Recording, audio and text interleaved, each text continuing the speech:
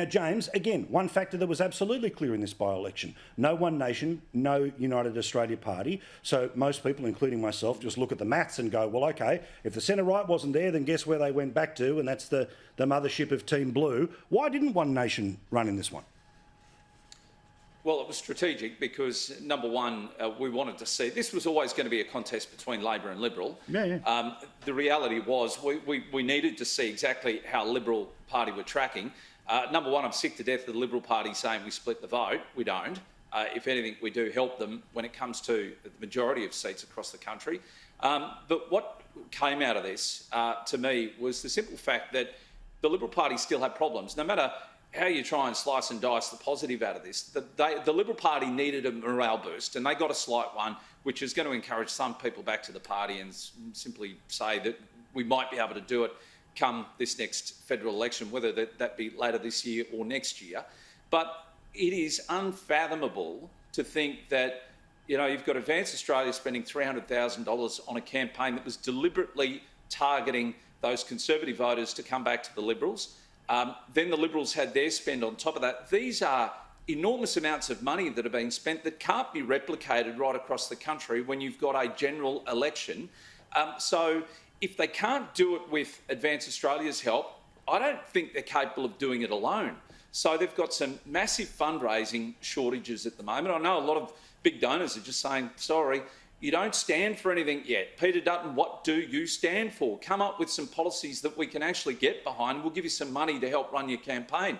So this is why Advance has had to step up. Without them, they would have been dead ducks. And to be honest with you, a quarter of people just didn't bother turning up, as you said at the start. And that matters a lot. 25% of people just couldn't be bothered coming. It matters hugely. And that's honestly where I think the Green vote, everyone go, oh, you know, it's their position on Israel. And look, I would love that to be the case, about they're just ratbags and let's not play. Well, if a quarter of people didn't turn up, there's a fairly significant point that a big chunk of that may well have ended up being the Greens voters that didn't turn up. But Nicole, again, this is the joy, right? This is the friends conversation. It's not about happy chat, all the rest of it, right? So let's talk about where the Libs are. I noticed front page of the Australian tomorrow, and just breaking on their website now, is that Peter Dutton's going to double down and take the nuclear option, centre it as their major energy policy. I haven't been able to read all of it because I'm live on the telly right now. But is that the type of place that Peter Dutton needs to go? And we know exactly where Labor goes in response to that. And Michael knows I've already offered a solution. I'll get to that in a second.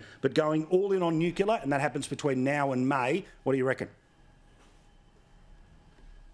I think it's brilliant, Paul. We need a clear points of difference between Liberal and the Labor Party at the next election, and that's one of them. It delivers baseload power, it delivers reliable power, and it also ticks the climate change box, and it doesn't destroy great tracts of Australian farming land and coastline and our oceans in the process. So I think that's absolutely fantastic. And also, I just want to take James to task. He often says that, you know, Peter Dutton doesn't stand for anything. What a load of rubbish, with greatest respect, James. He took such a strong stand on The Voice. We want to hear it. It was gutsy, and it was The Voice.